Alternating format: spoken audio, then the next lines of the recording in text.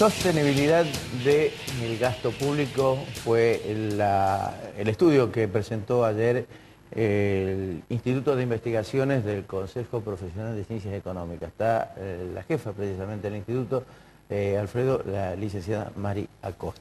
Está bien. Bueno, la pregunta obvia es cuáles son las principales conclusiones del estudio que hicieron. Bueno, nosotros analizamos las dos últimas décadas de la política fiscal, digamos, instrumentada a través del gasto público y como contrapartida cuál fue su financiamiento. La principal conclusión, o por lo menos una de las más importantes, es que es la gran diferencia entre la última década del siglo pasado y la primera de este, en el sentido de cuál fue el componente del gasto, digamos, que condicionaba justamente los volúmenes.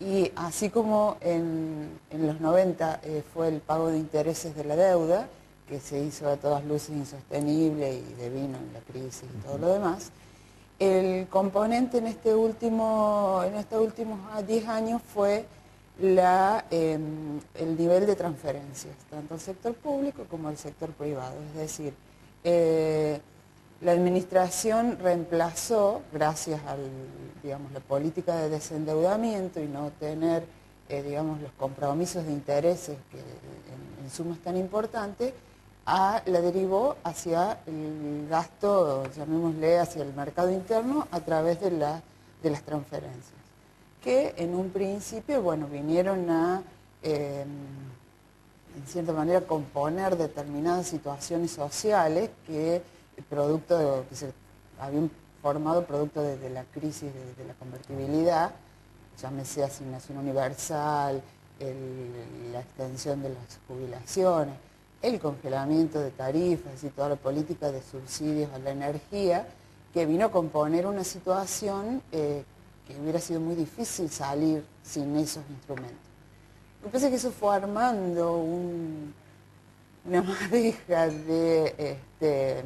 en esa estructura de subsidios que resulta muy difícil disminuirla en épocas en que los ingresos ya no son suficientes, e incluso sumado a un proceso inflacionario que hace que ese gasto tenga mucho menos poder efectivo.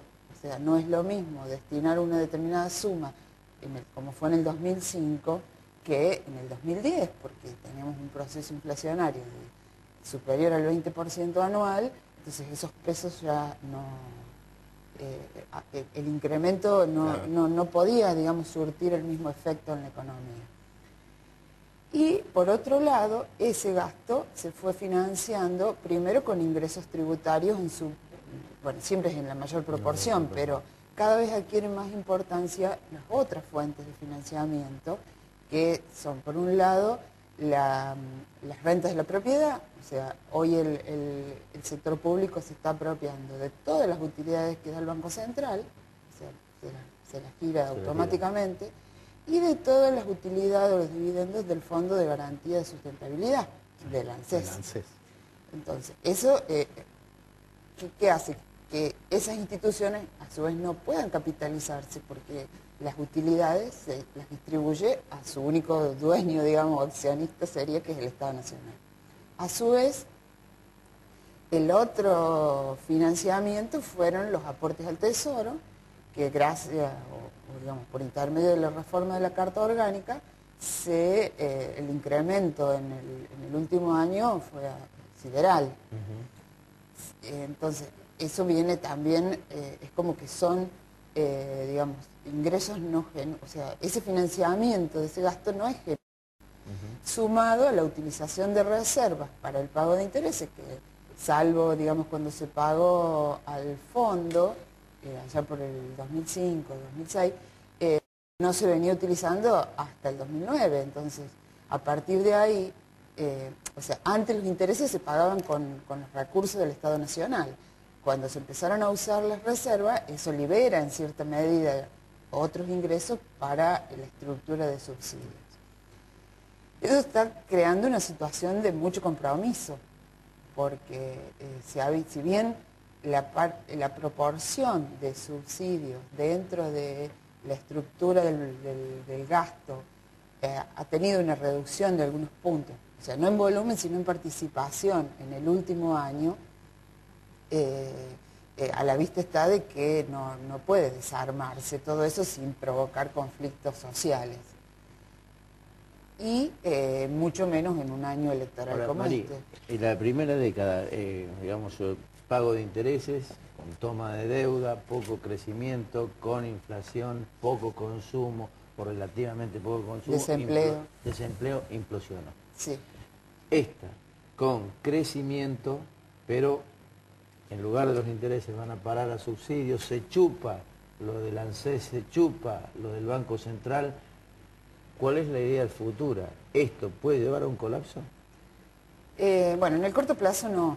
O sea, la pregunta que Alfredo hacía hace un rato a Marcelo sobre si se llega a octubre, nosotros creemos que sí. O sea, por empezar, bueno, no falta mucho y, bueno, con maquillaje, recurriendo a todas las alcancías que pueda haber, no va a haber demasiados inconvenientes hasta octubre.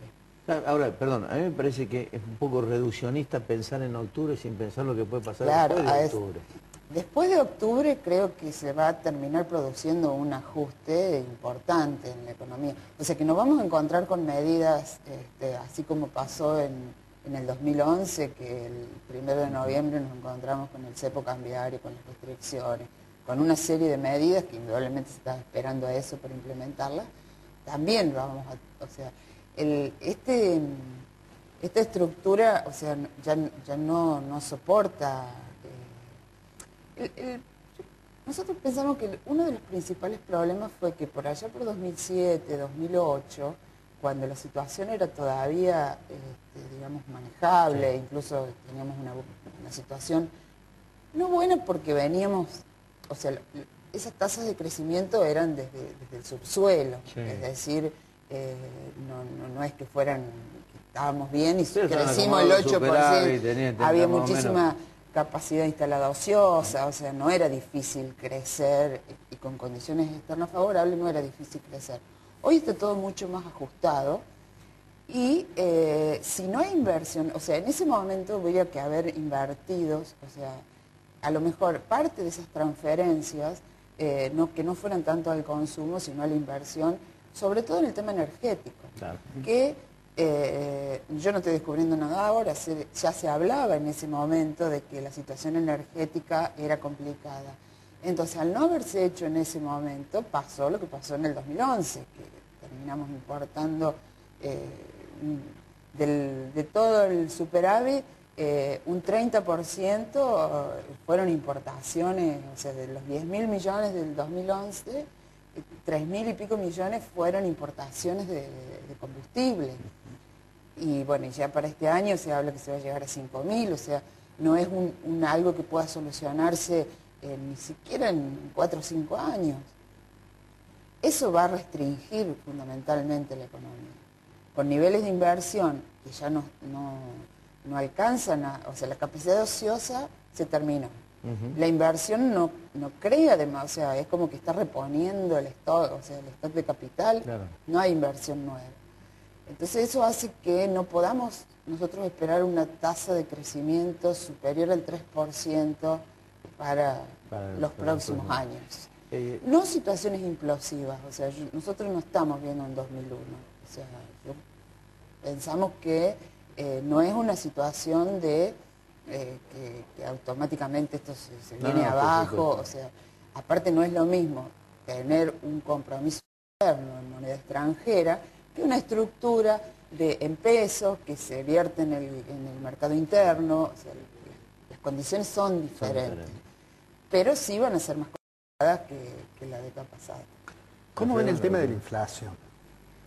Y como la vemos creo que casi todos, o sea, los controles de precio con suerte aguantan hasta octubre, porque no van a la causa. Yo creo sí que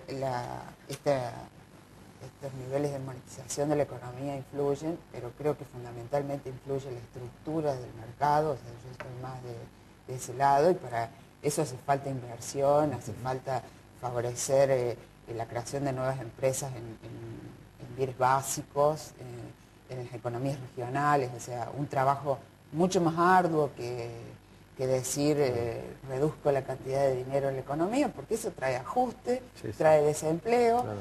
y incluso devaluar, no me hace, o sea, a mí la devaluación no me va a asegurar la competitividad, o me la va a asegurar 2 meses.